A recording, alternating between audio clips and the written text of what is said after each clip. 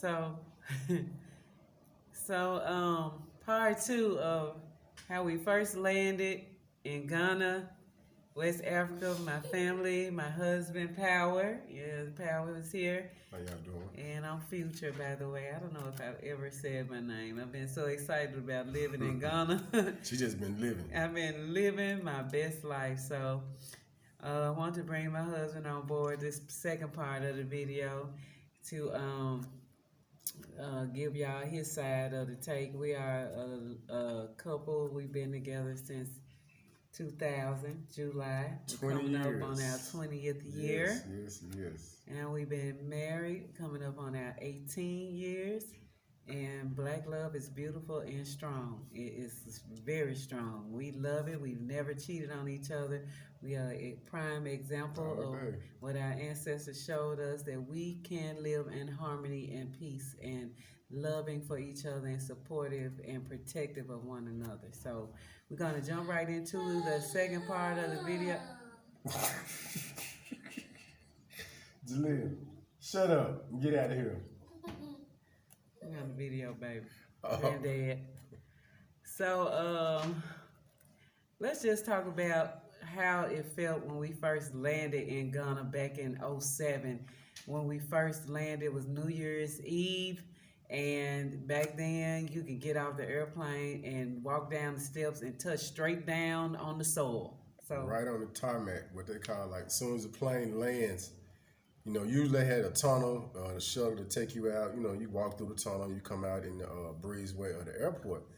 But back in those days in Ghana, you had the runway and the tarmac to walk into the terminal. So we got off, and it was a smell that was in the air. It kind of smelled like some type of sweet incense burning, but it was always a distinct smell that I always got when I came to Ghana. And certain times when I would be back in the States, that same smell would run through my senses.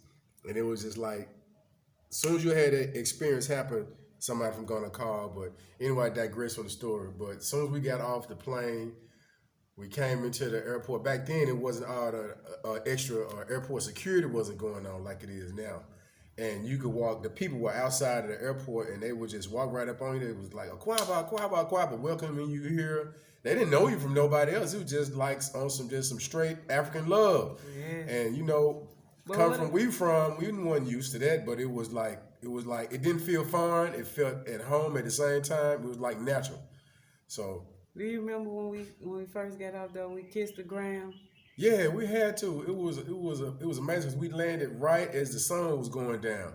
So it was like dusk when we landed. So we was able to see the city and see what everything looked like and everything like that. And then we landed, and it was like the color was different, the sky, the coloration of everything different, how green it was. It was so beautiful. It was beautiful. It was so beautiful. You can just, I'm just going back in my mind, just remember, it just made me smile, feel some type of way, because it was just amazing. It's like the words, I don't have the words to express that feeling.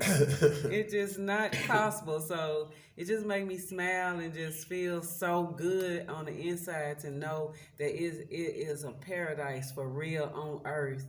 And then when we got out, once we went through immigration and we got our luggage, the love, it was people all around. It's like, oh, Kwaba, welcome home. It was like, they knew we was coming. It was like, did somebody make an announcement? But it was just love for us, and it's been like that since. I mean, it's lovely to step down on the mother continent of your ancestors, the land of our ancestors, and feel that love and that just the oddness of that whole experience.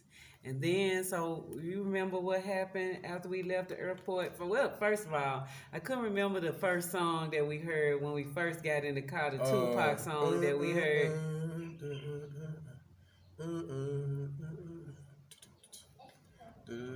Oh my goodness, what's the name of that song? It's like that's it. I'm humming right there. Instead of two distant strangers, better get no pieces. Oh my goodness, I can't think of the song, the name of the song. It's gonna pop back in my head real fast though. But it was a Tupac song. We was in a black BMW. We was in a black BMW riding with Dollar. With Dollar. It was $1. Yeah. Yeah, dollar, which was a brother.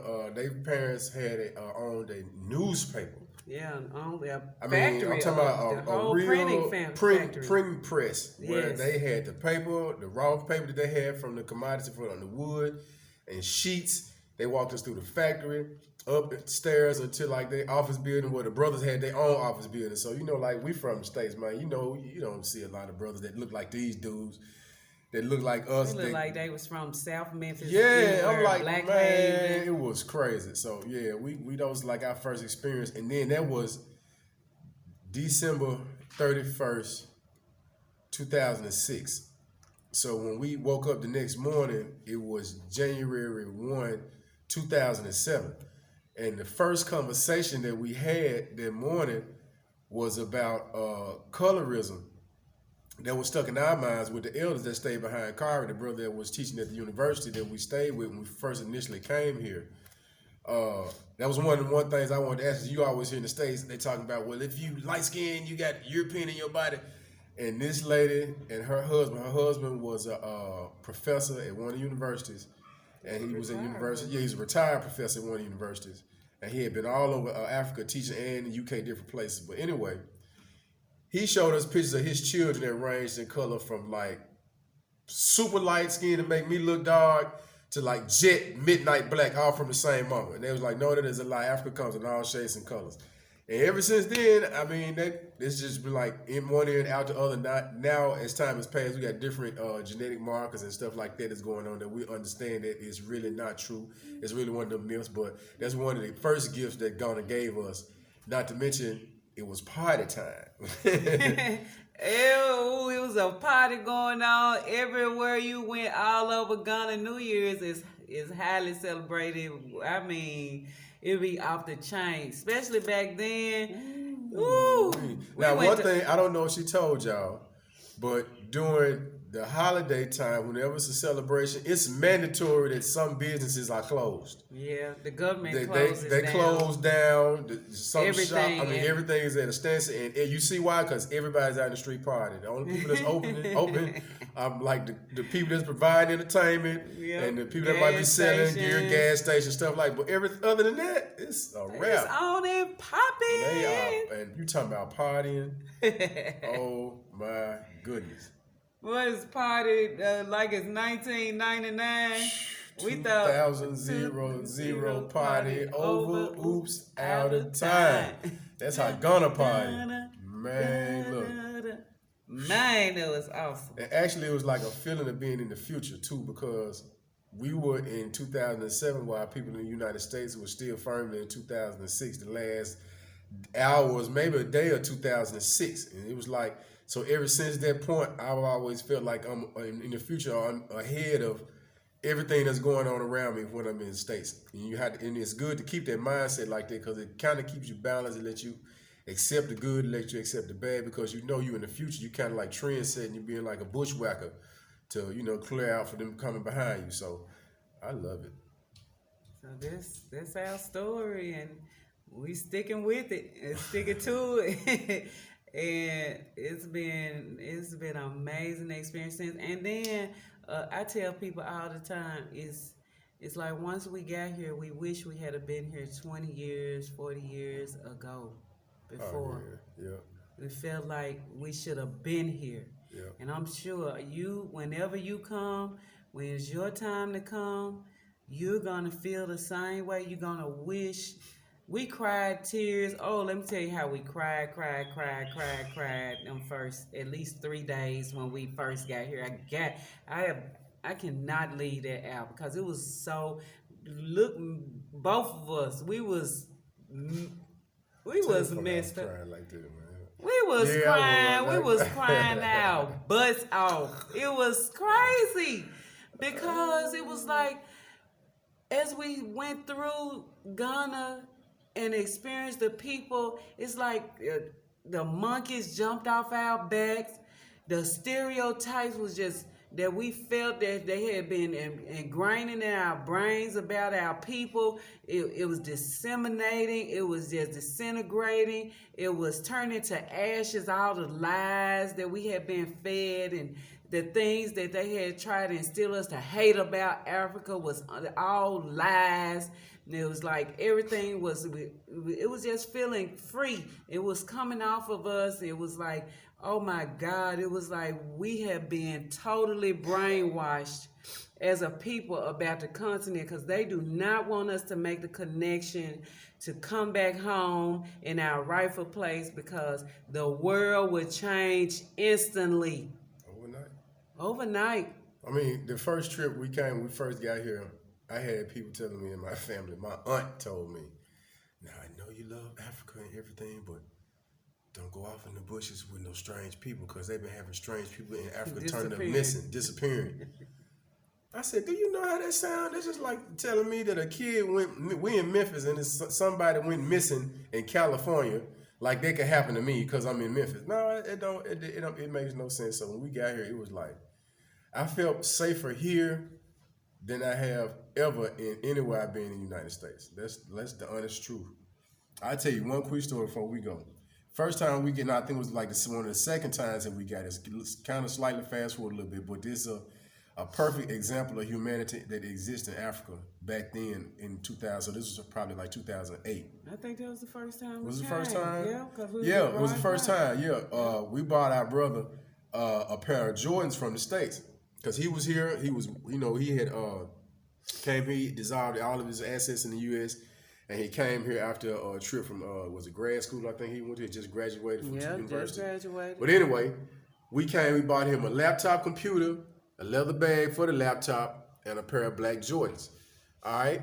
So we all just having a good time, and we get on the Trotro, and Trotro is like public transportation. It's like a little minivan or something like that, probably like 3 seats, 9 to 12, 9 to 15 seats in either one that you get on. But anyway, we got on the Trotro.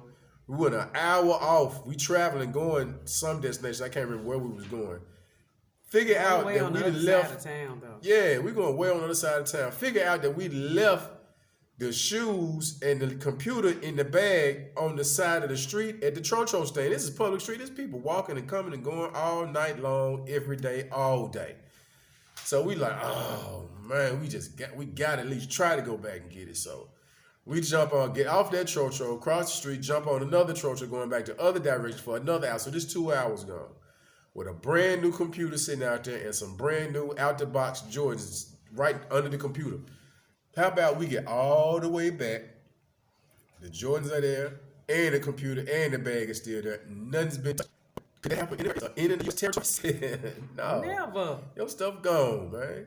Never. But it's just a testament to the humanity and the amount of civility in Africa too. Now, we're not saying come here with no rose-colored glasses on. By no means. By no means. We've been through a lot here. We've been through a lot, but this just ain't the video for that. Yes. So we're gonna tell the truth now, and I'm gonna have to let you know some things. But at the same time, those problems that we come across over here, we take them in stride. And some things that you find out about the real situation and the way that Mama Africa is being governed. And being, the way the people are going is a thing you have to see firsthand, because somebody trying to tell you won't really do justice to the full story. You know what I'm saying? Because it's certain things you have to realize about the way the people are, the way things work here. What happened to the people over here? The reason that some of us think the way that we do on this side. So there's a lot more videos, but yeah, I get them. And then I want to say too, on this video, I just thank the ancestors and the Creator for putting me with such an awesome man, a husband. He is like the best thing that ever happened to me. He balances me very well. He's a good man. And there's many more good black men out there that's getting a raw deal, that's getting a bad rap. And I just want to let all my black brothers know that I love you all for being and not be movable, but standing as a black alpha male, straight black male for our people, and being steadfast and unmovable about what you know to be true about our people, and to have the courage to find out. And never think you know too much. to research and find out and go see for yourself. Don't take other people's word You for gotta it. go see. Nothing that we saying is, these are our experiences alone. And we know that we are a positive influence. We're going to tell you the real deal, Holyfield. We're not going to lie. It's going to be truthful, and you're going to be able to learn a lot from us. But we are putting you in a position to come and learn for yourself. You are supposed to experience the motherland just like we are. Nobody else is supposed to just tell you and you believe every word. No, you come and you experience this for yourself and know that you deserve to know that you have options in life. Your Africa is everything to you, your family, your legacy, everything. It belongs to you. Nobody else. It don't belong to the white man. It don't belong to the Chinese. No matter how long they've been here. It does not belong to them. This continent, this land is our land. And we deserve to be here in mass numbers, and we're going to make this mass exodus back to our homeland, and we're going to put ourselves in place, and we're going to connect and integrate, and we're going to learn the language and understand that we belong just as well as anybody else that is from this soil. One thing you got to understand too is that we don't look for everybody to come and be able to come here and stay, because that decision is not for everybody. That decision is not for everybody. So, but what is for everybody, you can come here, you can invest in Africa in the correct procedure, in the correct way, and then you can go back home, play golf, and do whatever else it is that you want to do. But at the same time, it should be us investing in us here where we are on the continent and not going through nothing else. All right. And lastly, I want to piggyback on what you just said, but my mind went blank because the grandbabies. Like grandchildren in the background. So that's another chain that we've broken, is keeping our children and our generations after us dwelling in the same ignorance that we had to overcome. So, like we said, those are two of our grandbabies in the back, and they are here. Getting them used to being 4 and 8 years old. And the old. oldest one has been here before. She was here when she was 1 year. So, and she remembered when she got back. yep, sure did. She remembered smells. She remembered when we went to past vegetarian vegan restaurant. She remembered that place from when she was one. And she got here when she was 7. Her Earth Strong solar return was just Monday, February the 18th. And she's now 8. She turned 8 years old here in Africa. We are breaking the evil cycles, the barriers that have been holding us down for too long. We are here and we are back, and we are proud to be African. I wouldn't want to be anything else. No. I'm happy to be African, and we are living our best life in Ghana. Please tell a friend to tell another friend, because we want to change the way we think as people, as a people, and we want to be a positive influence on everyone that watches our channel, to let you know.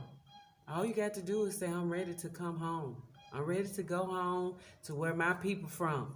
I'm headed back to Africa, because that's where my people from, and that's what we are doing.